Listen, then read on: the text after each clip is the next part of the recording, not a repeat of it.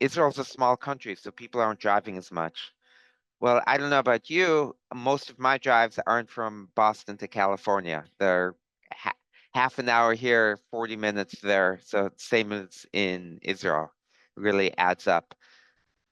And to add to the struggle, there's a lot of food that a lot of agricultural production that got targeted on October 7th. So we now know, and this was dubbed by the Wall Street Journal as agricultural terrorism, that Hamas went out of their way to destroy agricultural infrastructure in Israel. So terrorists they took detours to destroy tractors, combines. One combine is $600,000. You throw a grenade at it and it's gone. You've got greenhouses that were burnt down. Uh, Thai workers, clearly non-Jewish workers, were targeted to be kidnapped or murdered with the Thai language. What does the king of Thailand do? What anyone would do right after that? He tells all his Thai workers to come home. The Palestinian guest worker program came to an end due to security issues.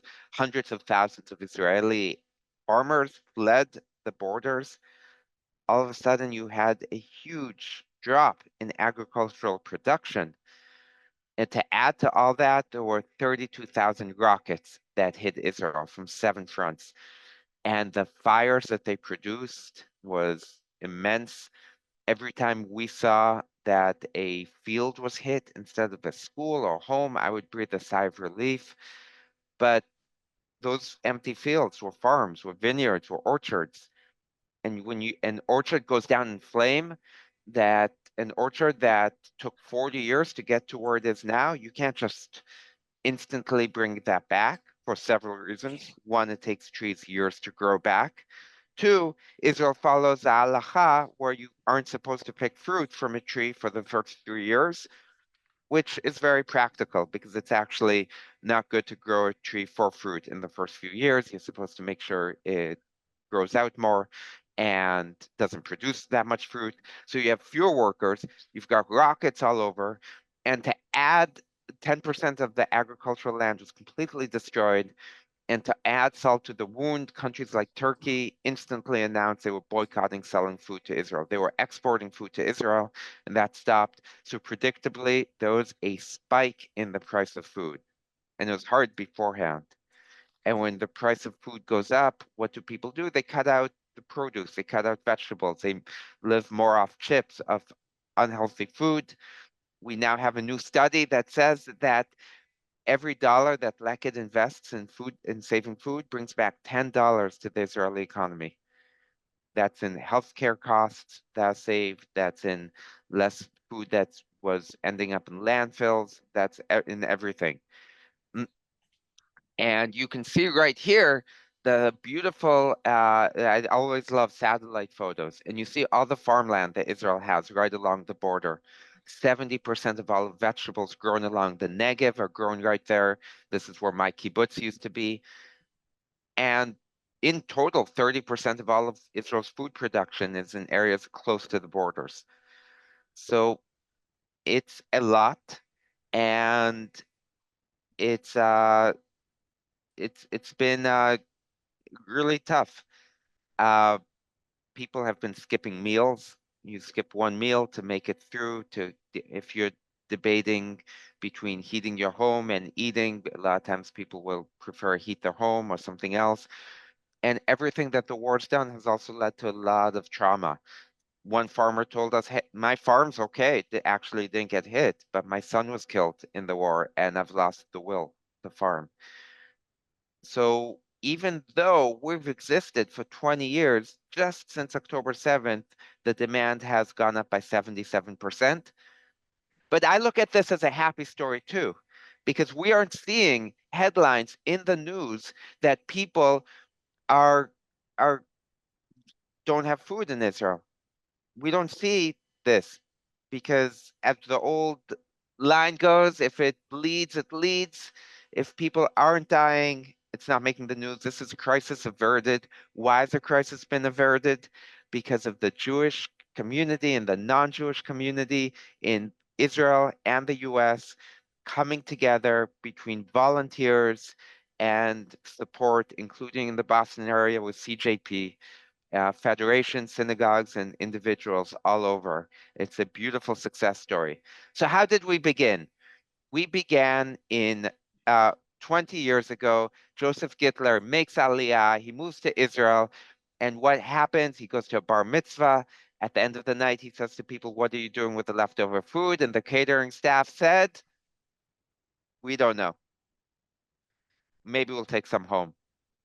So he fills up any leftover food in his Subaru in his little trunk and starts bringing it to people who need it. Israel's a less litigious society. It's less worried and about potential lawsuits. And before he knows it, his garage is taken over with food. His wife says, "Hey, I need our garage back." He ends up getting a storage space, which ends up being a huge warehouse. Today we have 175 employees. Most of them are forklift drivers and truck drivers, etc. We're providing a lot of jobs in Israel that are fair wages. We have a lot of volunteers, but if you're arriving to Israel to volunteer, we're not going to put you to uh, drive a forklift on day one. So what do we do now? Leket means to glean. When I first started, people said to me, gleaning all the time, and I sheepishly had to ask actually what's that word. So for anyone who doesn't know, gleaning is the to take the food that was left over from the harvest, food that wasn't harvested for various reasons, and uh, we work with farmers all over the country. We were feeding 330,000 people a week. That's a lot. If you think about it, the whole country has 10 million people. But then there was a surge of need, and we've thankfully been able to increase to 415,000 people a week, making us the largest food rescue organization in the entire world, as far as we know. It's so impressive right now that a local food rescue organization in the Boston area just started to translate everything we're doing into English and share it with other organizations. We said nothing's proprietary. Of course, we can help out, and we're partnering with them. So people line up all over the country. We work with 300 organizations. Feeding 415,000 people directly would be a logistical nightmare. I used to feed 100 people for Shabbat dinner at Hillel. Uh, but we work with organizations of every single kind, whether it's a organization that is overseeing women shelters. 40 of the organizations we work with Israeli Arabs. Uh, we work with organizations, we serve people who are fleeing Ukraine from the war, Ethiopian Israelis who just arrived, undocumented migrants, uh, a lot of single parents. And so this is uh, I'll skip that, but just an example of the many places throughout the country where people come in. Sometimes people eat at the shelter. Some people, we have to-go food. When people don't want to stay, either because they're embarrassed or they have to rush somewhere, they have kids at home. I love this picture because those lemons look so ugly. I would never want to buy those lemons at a supermarket. And yet they're perfectly good. The juice is fine inside. That's a food bank in Israel that we're providing food to that was so appreciative of these lemons. They said, please keep on sending them. We have food that's coming for all the oddest reasons. We recently had a typo on parsley packages. They were just going to throw it out. And we said, what? Because of the typo? Give it to us. We know people who need it. We have hailstorms that make food not look good, but it's perfect and it's great for soups and for pies. So leket means gleaning, and it was recently in our Torah portion on May 10th. The Torah is incredible, and it's incredibly progressive here. That in ancient times, wealth wasn't measured in money, it was measured in land. And here the Torah says all your land doesn't belong to you, separates it into three distinct parts. There's pe'ah, the corners of the field that don't belong to you. They belong to the poor, the food insecure. The shechicha, the parts that you forgot to harvest, and the leket, what's left over that you can gather and glean. It's a incredible practice that is still practiced today, together with the other we're celebrating today, getting the Torah from Mount Sinai. So another great uh, practice that we follow is Bal Tashchit, not to waste. We're very much against wasting. Anything we don't use is given to livestock. We're making sure that everything is used somehow. Uh, and we are uh, and here, right, very Shavuot related from the book of Ruth. What does it say? To glean, the farmer lets Ruth come and glean from their fields. Um, just recently, we had Passover, and how do we start? We open the Haggadah, and it says, let all those who are hungry come and eat. We also, the word that the Torah uses to gather the manna when people are in the desert, hungry, the Israelites, is leket. So we're gleaning from 700 farmers all over the country. And now we're using satellite imagery. We're the only country we know to use that. So let's say a farmer up north has harvested half his carrots and the other half he hasn't harvested. We'll call them up. We might see that in a satellite, and they have a lot on their mind. They might not be thinking about this. And we'll say, hey, why didn't you harvest the other half? They might say, we don't have enough workers. We had an order canceled. And we'll say, well, can we send volunteers up to pick those carrots? Sure. And before you know it, those within 24 hours, those carrots are in a place that needs it. Agriculture has always been such a story, such a deeply connected to the story of Israel. And from the very beginnings of the start of people returning to Israel, it was a big focus on food independence, and not having to import food. We're still working on making sure Israel remains food independent. And we have picture in the middle is from people coming in 1938. From to the left is right after the Six-Day War, and to the right is a modern. This is just from Rosh Hashanah, but a high-tech company brought people to volunteer in the fields with Leket, and they put it on LinkedIn. And it's nice to see it through the ages. People volunteer also in our warehouse. If you want to be not under the sun, they sort whatever isn't good for people, goes to livestock. So we have such a big warehouse with trucks coming in and out 5 days a week. We are also rescuing food from places all over the country. So I don't know if any of you have been to hotels in Israel and remember those huge buffets. I went to a hotel once because of the buffet, and I went at 7:30 a.m. and I took an ate with my wife, and then we came back at 11:30 because they closed at noon, and we ate some more, and we left, and it was still full of piles of food. We didn't think about what they do with the food. Turns out Leket rescues a lot of it. The only military in the world to donate its leftover food to people in need is the IDF, and that's done through Leket. Every day we go to 60 bases. They switch from meat to dairy because they keep kosher.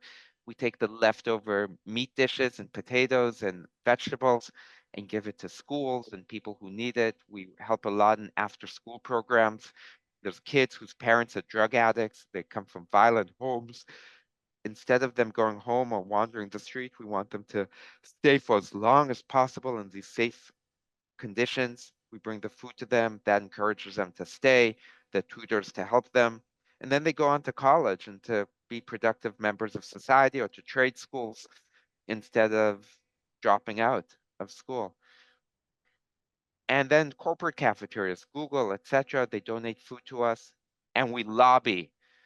So in November, we successfully lobbied for a law that all food from government offices have to go to people in need. It was really incredible. So we join now a proud list of countries with that law that mandates government offices give their leftover food to the vulnerable. It's Israel. Well, right now it's just Israel. We're waiting for more countries to join us. If you know of any countries who might be interested, please let us know. We can help them out with some tips. We Who are we helping? So back to the start of this, people are always saying to me, who do you help? Who actually needs help? 20% of who we help are single parents. A lot of the people we help are seniors. That's a high percentage too, especially when there were rocket attacks and seniors were afraid to go shopping because they didn't feel like they could go dive every time there was a siren. 6% of which are of the people we help are still Holocaust survivors. We help undocumented migrants coming in Tel Aviv, the Israeli Arab community, whether it's Bedouin or Druze, and a lot of people now are arriving from Ukraine with nothing. And we have nutrition seminars because if you just came from Ukraine and you might not be used to papayas or avocados, or you're an Israeli Bedouin village and aren't used to food that wasn't traditionally grown there, or you're from the Israeli Ethiopian community and don't haven't traditionally used eggplants, if we bring this to you and it's just going to sit there, I don't know what to do with eggplants always. So we're teaching people. We're teaching people, Israelis who've been there generations, living off junk and chips, what to do with produce. One mother recently told us she was shocked that her daughter steered her towards a produce aisle in the supermarket because at school she was given from Leket packages of produce with recipes, and she got excited about eating healthy for the first time. And this goes back to that study that for every dollar we have in Leket, brings back $10 to the Israeli economy. A lot of that is in health. During the war, we were helping kibbutzniks who were fled from the borders and other people in their hotels. They were eating the equivalent of TV dinners. They were depressed. They weren't leaving their rooms. We created the equivalent of shuks in their hotels so they could come down whenever they wanted and create salads and feel independent and have some dignity. So fun, interesting story with the hotels. A little while ago, message boards all over Eastern Europe were saying to tourists, come to Israel. Israel will give you delicious hotel food for free. It's just for traveling there. Turns out Eastern European tourists didn't realize they were at the equivalent of food distribution centers for the vulnerable and were getting high quality hotel foods and thought it was just something Israel did. So we put a stop to that. Our aim is to help the Israelis in need, not to help Eastern European tourists. But it just shows the level of respect that people are getting, that vulnerable people are getting, that you can be a tourist and not even realize that that is who it's meant for, and the quality of food, because we believe that everyone deserves healthy food. Doesn't matter your situation. And we're bringing applesauce. That's his resek tapuche etz. I don't know if anyone's been apple picking recently. When I went, I skipped any apple that didn't look perfect. Israel gets also a lot of hail storms. Those farmers say, we're not going to pick the fruit. Sometimes the hail only hits the outside of the tree, but it's not worth it, especially with the labor shortage, to have someone reach inside the tree. So they say, hey, bring some volunteers. We have volunteers on buses leaving 4 days a week from Tel Aviv and Jerusalem. Yes, a 5-year-old isn't going to pick as many apples as a 20-year-old, but those apples are going to rot on the tree if a volunteer doesn't pick them. And we'd rather at pace of a 5-year-old or someone who's 90, then no one pick it. So and everyone is welcome. We all those ugly vegetables that turn into soups. That corner picture, the bottom right corner is at a high school. They created a little soup stand. Now, when the war started, all of a sudden there weren't tourists, so those hotel buffets ended. Now we were in crisis. Workers had to work from home, so those corporate cafeterias weren't serving food. IDF bases didn't want a bunch of volunteers coming picking up their food. They closed off. All of a sudden, all those hot meals came to an end, and we couldn't go to the borders to pick food. We were in the biggest crisis we could ever imagine, and we really had to think outside the box. For the first time, we did something that isn't going on now, and we never like to do, but we actually had to order food to keep those people fed from catering companies. That kept a lot of businesses afloat that were struggling because everyone else stopped ordering from them. And now, thankfully, we're back to our normal routine. 20% of Israelis live below the poverty line. So 10 million people are in Israel. That's 2 million people living below the poverty line. We're helping 415,000 people. So we want to help a lot more. That's our goal. And yesterday I was speaking at night at a different synagogue, and people asked me what our goal is. We have high uh, aspirations, but 20 years ago, there was 415,000 people who weren't fed. And we want to do it all with rescued food because 30% of food, both in the US and in Israel, never makes it to people. It gets either lost in the farm, on transport, or in the supermarket. Think about how many times you've gone through berries or something else in the supermarket. You're like, this is too soft. I'm not picking it up. And then in our fridge. So where part of it is teaching people not to waste at home. Part of it is just being more efficient with what's being rescued. And this is our founder. We've been in the press a few times recently, but we're still relatively new, so people don't know about us as much. The volunteering. We've got volunteers coming from all over, and it's so beautiful from all over the world. We had 70,000 volunteers, and the war started. We thought that that would be it. Maybe it would go down, but something incredible happened. 95,000 volunteers came last year. Such a beautiful example.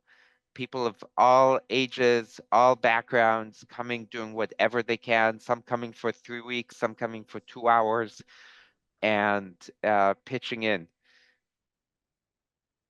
I was at a field in a kibbutz 2 miles from the Gaza Strip, and I met Rivka. And I said to Rivka, how many times have you been here? And she said, listen, Gilad, I'm under the hot sun, and I'm 85, and I had to schlep all the way from Jerusalem a few hours away. I can't come more than 2 or 3 times a week. I said, a week? Rivka, I have to include you in my presentation. So there's the energy, the volunteer spirit is incredible.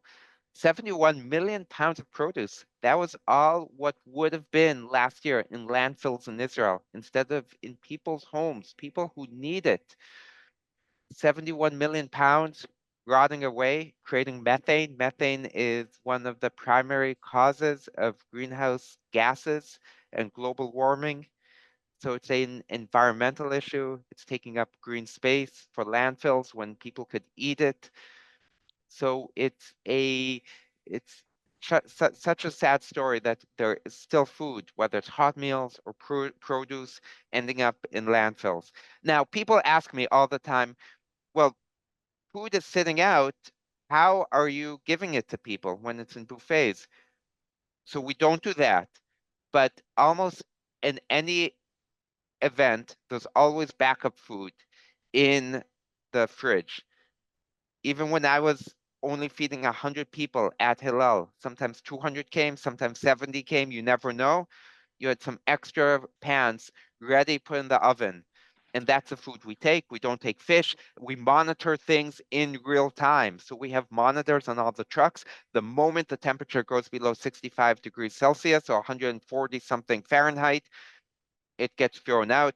It can't be for more than 2 hours in that temperature. Then we put it in a deep freezer, and within 24 hours, it ends up in the facility for people to eat. We do spot inspections all the time. We don't want anyone getting sick. We have a very high standards. And we've said no to places because we've done spot inspections and they haven't kept food in a safe enough condition. We have such a long wait list, that's no issue to say no to someone. It's painful to say no to a place that needs it, but we have to make sure people are safe. And that means we have a great reputation. Other organizations in Israel, the smaller organizations that rescue produce, but no one rescues hot meals. And if they do, it's a very small scale because of the safety needs. So, in a brief, uh, this is just our numbers briefly.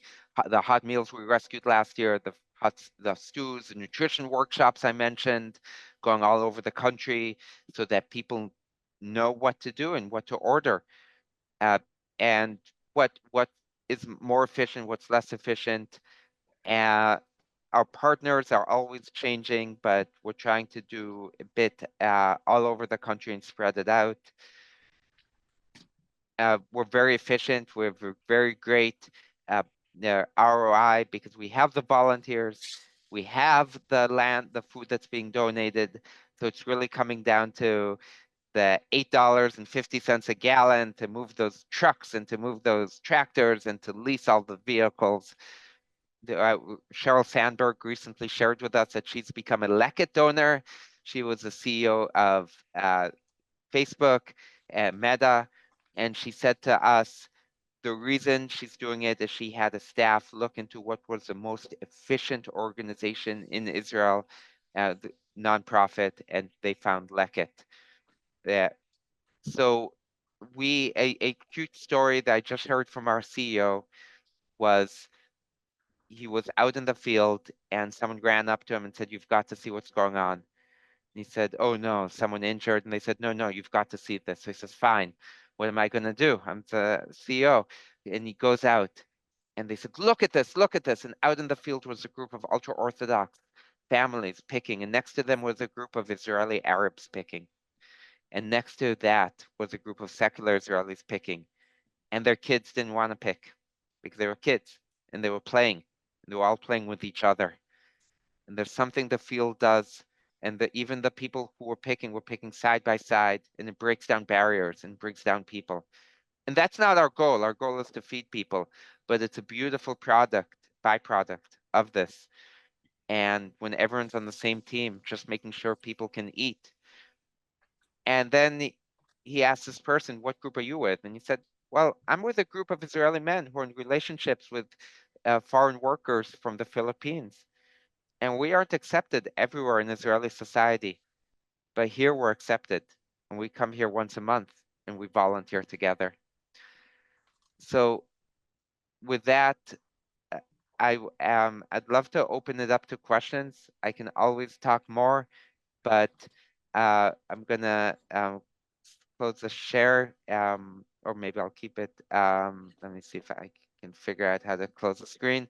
But if I'm going to put my email in here, if anyone ever has any questions, I'm also going to put the website because why can't I? Oh, here it is.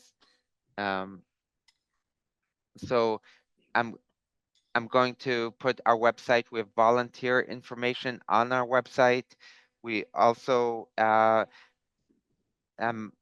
if anyone has a question, you can put it in the chat. You can ask me directly. I see there's a lot of people. I got a lot of questions yesterday from a group of 8 people, so I figured there's more here. But uh, if uh, If there aren't, then that's okay too, and I can say a few more words. Uh, so it's really beautiful to see the local organizations right now reaching out to us about what our best practices. But another great thing is our organizations from all over the world coming to learn from Israel, including recently from West Africa, Nigeria, and they're coming to learn from Lekit. I see a hand, and then I see some in the text. I'll take the hand first before I forget. Uh, E- Ellen, fine. I was hoping you'd take the others first, Oh, but it's okay.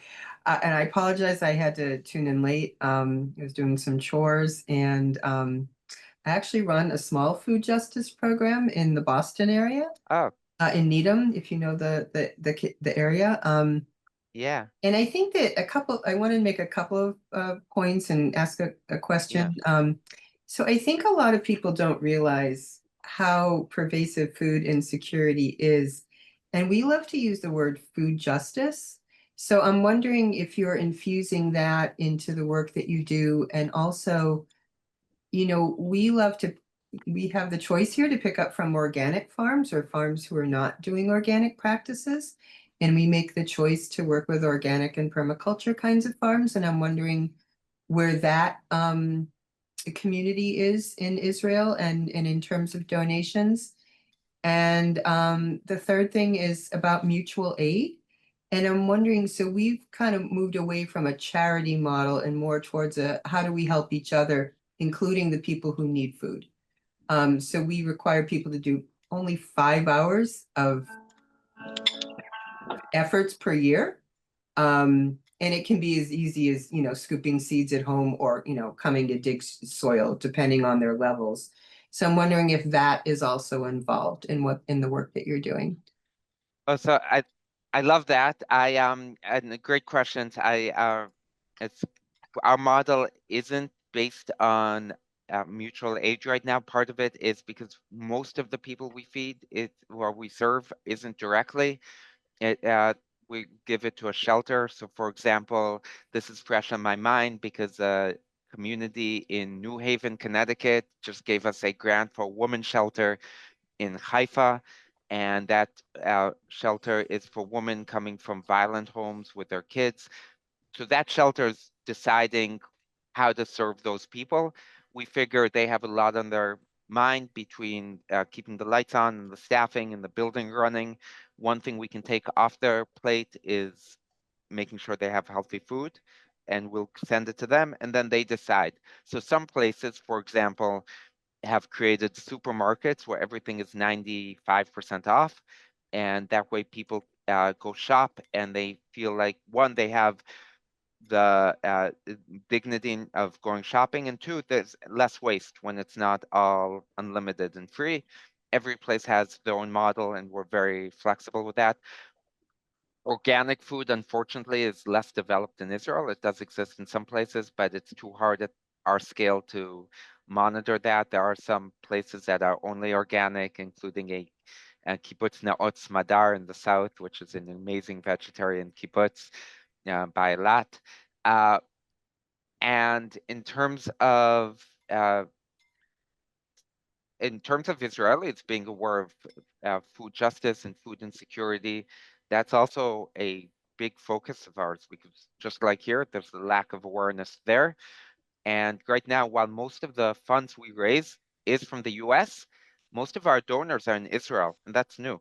And they're giving what they can because this is new for them to realize the lack of food. I think uh, I one thing, although we aren't doing organic food, it's a huge focus on only fresh food. And there are other organizations that focus on dry food, but we don't. So we've had donations all the time, and we say no. Uh, and what? Thank Oh, you so much for your responses. And I yeah, have to echo you on that. We yeah. do mostly, actually this week for the first time, we did mostly packaged, but every other time it's like 60 to 80% fresh food. And it's just so amazing because most American food pantries work off of the canned food and packaged food models. And it's like and they're always collecting tuna fish and salmon. And it's like, my God, every poor person in this country does not want to eat tuna fish and salmon 6 days a week. I mean, Yeah. they have to, but they want the choice. Like, and I think your model is beautiful. So I Thank you. appreciate it. And ditto. And yeah, likewise. And yeah, and it's a lot of work. If a blueberry farmer calls us up, and we all know how fast blueberries go bad, and we'll have 24 hours to pick those blueberries and get them to where they need. I just quickly in the chat, what could a prospective volunteer from the States expect with Leckett? We have these WhatsApp groups, and you can actually choose what you want to pick. And it says tomorrow we're picking grapes, or you can go to a warehouse and sort, and that's in the shade, and people do it for a few hours. If you're going on a bus from a hotel in Tel Aviv or Jerusalem, it leaves at 6 a.m. It's a full day, so you're going to wake up early, pack your lunch with you. We take care of the transportation. We hire former tour guides. It's not billed as a tour, but they can't help it. And they start telling people about the off the beaten path, what's going on. And I learned the hard way, lemon trees have thorns, so pick what you want to pick, but there's always several different options. So uh, I was at a kibbutz and they said, take these grapefruit, pick some for yourself. And I said, I don't want to take from you. This is for food insecure people. And they said, you don't understand. We don't have enough workers. They're going to rot on the tree if you don't take some. Uh, so I saw Larry Green, a hand up. Yes, Yasher Koach, Gilad, for all that you and Leckett are doing. Amazing. The statistics you presented earlier were really eye-opening and quite disturbing. You mentioned that Leckett is a newer organization, and what was going on before then? What, if anything, was the government doing? And if you could sit down with Netanyahu and his cabinet right now, what would you be asking them to do to help address some of these issues here? So so also great questions. Before that, people were living off a lot of dry food. So Israelis were donating unhealthy food. Uh, if it's between not eating and eating a box of Oreos, that was the option for people. Obama, those just people had the thought, oh, well, they're getting food and not looking to the health implications, uh, everything, the huge health implications from all that. Uh, the it's so yeah, Leckett was founded in 2003. We were reaching a fraction of people then, and before then, it didn't even exist. Uh, I'm I'm good. In terms of your question of sitting with Netanyahu, I'm going to keep it on food insecurity because I try to be as apolitical as possible. Maybe I should be a Please politician. do. That was my Yeah, intent. yeah. Keep it Uh, to food insecurity. uh, I I think the government should be funding this once in a while. Last year we got 1% of our funding from the government. I think it should be much higher. I think ideally even the whole thing should be from the government, but there's a lot of nonprofits in the US too that I think should be funded by the state or the government, and we shouldn't need to. And the bright side of it all is, thank God, we have people in the all over the world, in the US and in Israel, who are stepping up about food insecurity and not letting those people suffer. And hopefully one day will be a more enlightened society, and it will be something that is that doesn't have to come from the people.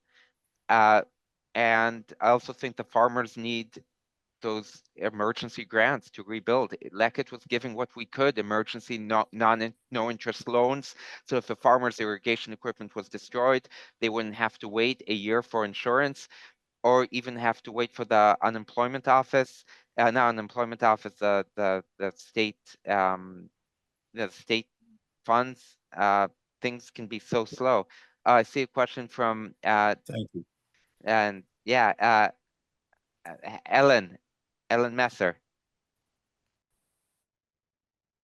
Are you on mute?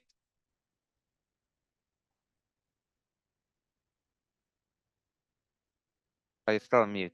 Okay. Oh, okay. Now you, I had to yeah. get unmuted from above.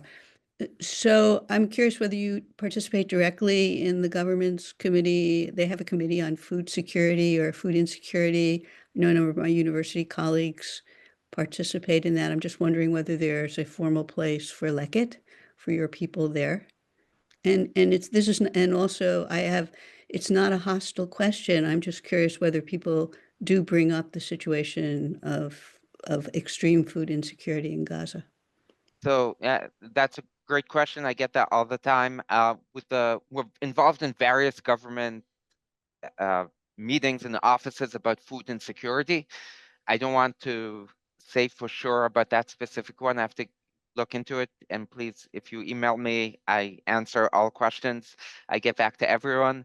But in terms of there's any place where there's food insecurity and people are suffering is a tragedy. We're right now, we can't get to areas outside of Israel. We're just not allowed to. We're just a nonprofit, a non-governmental nonprofit, the same way that a nonprofit here can't necessarily get to. If there was a crisis in Mexico, it would be difficult for an organization here. And two, we're not getting to everyone who needs it in Israel right now, unfortunately. But our goal, our dream, is to one day be able to help the people in Gaza and the West Bank, to help our neighbors, that if there's excess food in one place and there's people who need it, we want to get there. And in general, even in places where we hypothetically could drive to in the West Bank, we're also concerned about the safety of our staff and our drivers. And so in various ways, the safety, and then there's other things we do not related to that. We make sure that all our staff gets the weekend off.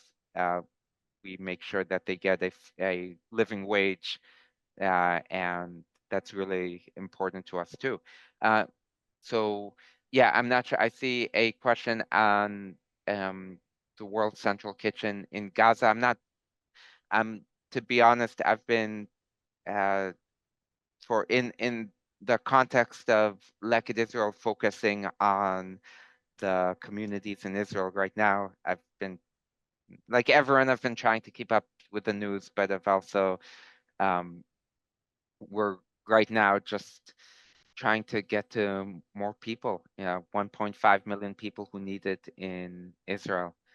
And we're hoping that countries in the neighborhood, in Israel's neighborhood, will want to learn from us too, and we can learn from them, just as we've done with countries all over the world. But it's such a tough situation right now. Leket's website is leket.us and then /en. It's very extensive. We're also on social media. We're trying to be everywhere. We update all the time. And even if you see it in Hebrew, usually underneath is in English. One thing that, agreed with Ellen Fine. Yeah, that's absolutely that people don't want to see their food thrown out. And that's why we've seen farmers so excited to work with us. Suzanne, I see a question, a hand. I don't have a question. I just wanted to share. Yeah. I've volunteered with Leket for many years, even before October 7th, but even now after, it's so easy. The buses are easy and fun. And the last time I volunteered in January was different because most of the volunteers, they were either Israeli or there were people from France and Switzerland and different countries in South America. So it's a very meaningful way to spend the day. And if you leave Tel Aviv at 6 in the morning, you do get back by 2. So it's not, the shifts aren't that long, but I would encourage anyone who's lucky enough to go to Israel to volunteer with Leket because it's really, really fun and memorable and very meaningful. So thanks. Thank you so much. Yeah, that's an important fact. It's not going to be a 12-hour day. I found it amazing. I was volunteering side by side with people from Costa Rica, and I started learning about the Jewish community of Costa Rica. It was really a cool thing to see. and it's people have told me that who've tried various organizations to volunteer with, that Leket was the most organized that they have been with, and we need that. We need to stay organized because we need the volunteers. Here I have the exact here the exact website is right here to bookmark. I think I made a mistake before. Still waking up. Yeah, if you, so again, my email, please don't hesitate to email about anything. Also, I love to give talks in other places. I was last night at Temple Emmanuel and in West Hartford at Beth Israel. And yeah, here's my email.